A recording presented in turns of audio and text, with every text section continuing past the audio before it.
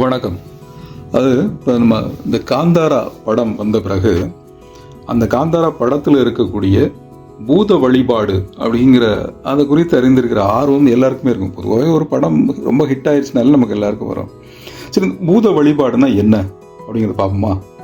அது என்ன, கடவுளை வழிபடுறதா இல்லை ஆவிகளை வழிபடுறதா? இந்த வழிபாட்டை யார் எங்கே செய்கிறாங்க, ஏன் செய்கிறாங்க உங்களுக்கு சொல்லட்டுமா? இந்த பூதகோலா அல்லது தெய்வகோலா அப்படிங்கிறது துளுநாடு பகுதியைச் சேர்ந்த துளு பேசும் மக்களுடைய பாரம்பரிய வழிபாடு. சரி, துளுநாடுனா அது எங்கே இருக்குது அப்படின்னு கேட்டால், அது என்ன துளுநாடு அப்படின்னா அதுவும் தமிழ்நாடு தான். எப்போ சங்ககால பாடல்களில் கோசர்கள் ஆண்ட நாடு அப்படின்னு சொல்லிட்டு நம்ம சங்க இலக்கியங்களில் இருக்கிறது. சரி, கோசர்கள் ஆண்ட நாட்டில் 4 மொழி பேசும் கோசர்கள் அப்படின்னு சொல்லிட்டு தமிழ் சொல்லுகிறது. ஆனால் 13ஆம் நூற்றாண்டில் நம்முடைய தமிழ் இலக்கியங்கள் சொல்லும்போது தமிழ் பேசப்படாத 17 பிராந்தியங்கள், அப்படி 17 நாடுகள் சொல்லும்போது துளுநாடு வந்துடுது. அப்போ கிட்டத்தட்ட 12ஆம் நூற்றாண்டு 10ஆம் நூற்றாண்டு வரையிலும் கூட தமிழ் பேசிய நிலம்தான். சரி, எங்கே இருக்குது அந்த துளுநாடு அப்படின்னு கேட்டிங்கன்னா, தட்சிண கர்நாடகா அப்படின்னு சொல்கிறாங்க, தெற்கு கர்நாடகா, வடக்கு கேரளா, இதை ஒட்டிய இடங்களில் இருக்கிறது. இந்த பகுதியில் இருக்குது. மேற்கு தொடர்ச்சி மலைகளுக்கும் அரேபிய கடலோரத்திற்கும் இடையே இருக்கக்கூடிய தட்சிண கன்னடா, அதாவது உடுப்பி, காசர்கோடு, இந்த பகுதிகளை சேர்ந்தது தான் துளுநாடு அப்படிங்கிறது. இந்த கோலா அப்படிங்கிற அந்த சொல் ஒரு திருவிழா அல்லது ஒரு கலை வடிவத்தை குறிக்கும் அவங்களுடைய துளு மொழியில. பூதம் அப்படின்னு சொன்னா நம்ம அது பேய், பிசாசு அப்படிங்கிற பல்வேறு பொருள்கள் பல மொழிகளில் உண்டு. ஆனால் இது சமஸ்கிருதத்தில் பூதம் அப்படின்னு சொன்னா அது பண்டைய ஆன்மா அல்லது பண்டைய தெய்வம், பஞ்சபூதம், தூய்மை, உண்மை அப்படிங்கிற பல அர்த்தங்கள் சமஸ்கிருதத்தில் அதில் உண்டு.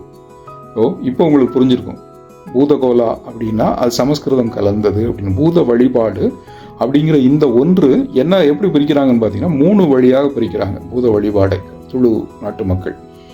மூதாதையர் வழிபாடு, இயற்கை சக்திகளை வணங்குதல், தெய்வங்களை வணங்குதல் அப்படின்னு 3 அதை பிரித்து வச்சிருக்கிறாங்க. இந்த வழிபாட்டில் பல வகையான தெய்வங்களும் இருக்கிறது. இதில் எத்தனை 3 வகையாக அந்த தெய்வங்களை பிரித்து வச்சிருக்காங்க. இயற்கை சக்திகள் மற்றும் விலங்கு தெய்வங்கள். உதாரணமாக பஞ்சுருளி, குளிகா, மல்லராயா, ஜுமாதி, இதெல்லாம் இயற்கை சக்திகள் அல்லது விலங்கு தெய்வங்கள். வரலாற்று மற்றும் வீர மனிதர்கள், இவங்களை ஒரு தெய்வமாகவும் விளங்குறாங்க. ஒரு காலத்தில் நம்ம பூமியிலேயே பிறந்து வளர்ந்து இயற்கைக்கு அப்பாற்பட்ட சக்திகளை பெற்றவர்கள். இவங்களை பழங்குடி பாதுகாவலர்கள் அப்படின்னு சொல்கிறாங்க. உதாரணமாக கொரகஜ்ஜா, கொரடப்பு, அன்னப்பா, இவங்களையெல்லாம் இந்த வகையில் சொல்கிறாங்க. 3வது மூதாதையர்கள், அதாவது இறந்து போன மூதாதையர்கள், அவங்கள வழிபடுறாங்க. இதில் இந்த பஞ்சுருளி வழிபாடு அப்படிங்கிறதுனா என்ன அப்படின்னு பார்த்தோம்னா, பஞ்சுருளியை சிவபெருமானே பூமிக்கு அனுப்பினார் அப்படின்னு துளுநாட்டு மக்கள் நம்புகிறாங்க. பஞ்சுருளிங்கிறது பன்றியோட வடிவம். ஆனால் இது வராக அவதாரம் இல்லை, அதுக்கு இதுக்கும் வித்தியாசம் உண்டு. இதுக்கு ஒரு தனி கதையே உண்டு. அந்த கதையை நம்ம பார்த்துக்கலாம். கைலாயத்தில் சிவனோட தோட்டத்தில் ஒரு காட்டு பன்றி குட்டியை ஈன்று விட்டு இறந்து போயிடுது. அந்த குட்டியை பார்வதி தேவி வளர்க்கிறார். ஆனால் அந்த குட்டி என்ன பண்ணுதுன்னா அந்த தோட்டத்தையே அழிக்க ஆரம்பிக்கிறது. இதனால சிவபெருமான் அதை கொல்ல முடிவு செய்கிறார். அப்போ பார்வதி தேவி அதை தடுத்து நிறுத்துறாங்க. வேண்டாம், அது பாவம், அது எதுவும் அறியாது, அது மன்னிச்சிருங்க அப்படின்னு கேட்குறாங்க. உடனே சிவபெருமான் என்ன பண்றாரு, அந்த பன்றியை பூமிக்கு அனுப்புகிறார். அப்படி சிவபெருமானால் அனுப்பப்பட்ட பன்றி தான் பஞ்சுருளி அப்படின்னு மனிதர்களால் வழிபடப்படுகிறது. அது மனிதர்களுக்கான காவல் தெய்வமா அனுப்பிச்சு வச்சாரு அப்படின்னு துளு மக்கள் நம்புகிறார்கள்.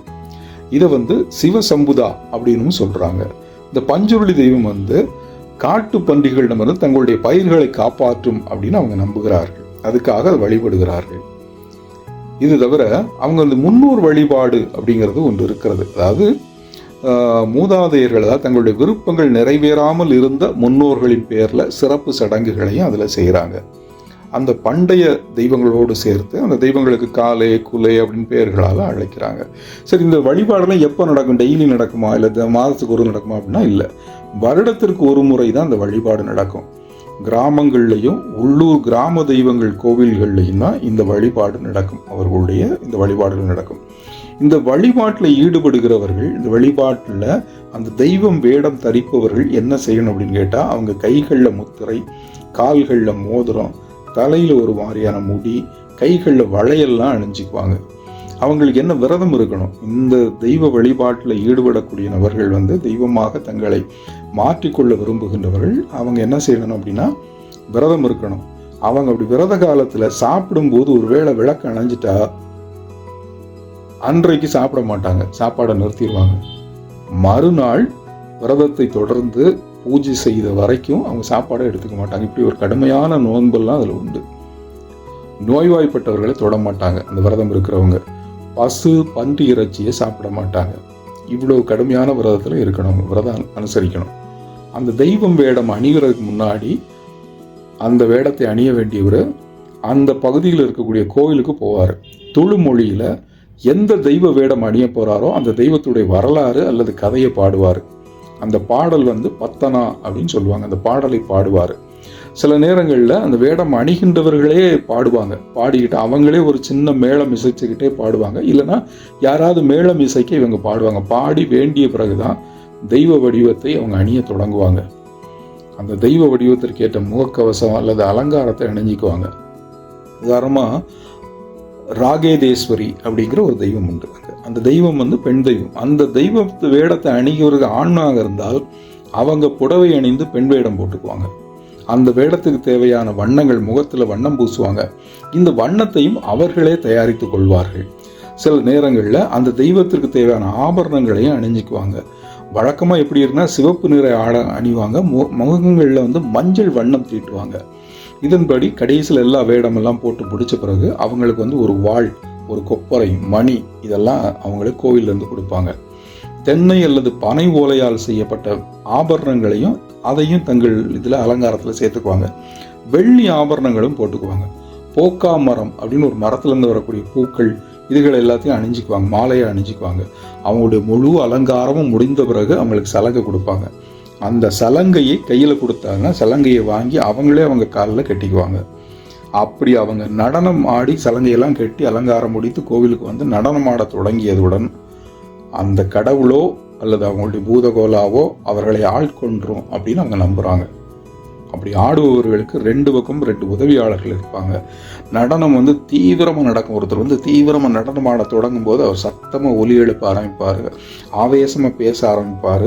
இந்த நடனம் பல மணி நேரம் நடக்கும். இந்த நிகழ்வு, இந்த பூதகோலா நிகழ்வின் போது கிராம மக்கள், கிராமங்கள் எல்லாம் ஒன்று கூடி நிற்பாங்க. அவங்க கிட்ட இந்த தெய்வம் பேச தொடங்கும். அப்படி பேசும்போது பக்தர்கள் தங்களுடைய பிரச்சனைகளை சொல்வார்கள். அந்த பிரச்சனைக்கு தெய்வம் தீர்வு சொல்லும். சில நேரங்களில் சில வழக்குகளில் தெய்வம் தீர்ப்பும் சொல்லும். இந்த நிகழ்வு மாலையில் தொடங்கி விடியும் வரை நடக்கும். இரவு முழுவதும் தொடரும். இதுதான் அவங்களுடைய அந்த பூதகோலா வழிபாடு. அந்த காந்தாரா படத்தில் நம்ம பார்க்கக்கூடிய அந்த வழிபாடுங்கிறது இப்படி தான் நடக்குது. இது துளு மக்களின் பாரம்பரியம். இதே மாதிரியான வழிபாடு கேரளாவிலையும் இருக்கிறது. தெய்யம்னு சொல்லுவாங்க. அது இதோட ஒத்ததுதான். நம்ம ஊர்களிலும் இருக்கிறது. நாம் வழிபடுகின்ற முன்னோர் வழிபாடும் இதோடு ஒன்று சேர்ந்ததுதான். துளுங்கிறது தமிழகத்தின் கலாச்சாரத்தில் ஒரு பகுதி தான், ஒரு பகுதியாக இருந்ததுதான். ஆகவே அங்கே இருக்கிற அந்த பழைய கலை வழிபாடுங்கிறது, பழைய வழிபாடுங்கிறது என்றோ ஒரு காலத்தில் தமிழர்கள் எல்லோரிடத்திலும் இருந்தது தான். நம்மகிட்டையும் இதே மாதிரியான வழிபாடு இருக்கும். நம்ம தெய்வங்களை இது மாதிரி வண்ணங்கள் பூசாமல் சாமி ஆடுவாங்க. வண்ணம் பூச மாட்டாங்க, சிறப்பு அவதாரம் அடிக்க மாட்டாங்க. சாமி ஆடுவார்கள் இல்லையா, அதுக்கு அவங்க ஒரு வடிவம் கொடுத்துக்கிறாங்க. இதுதான் அங்கேயும் இங்கேயுமான வித்தியாசம். இதுதான் அவர்கள் வழிபடக்கூடிய அந்த துளு பகுதி மக்கள் தங்களுடைய வழிபாடுகளாக வைத்திருக்கக்கூடிய அந்த பூதகோலா வழிபாடு, அது பூத வழிபாடு அப்படிங்கிறது.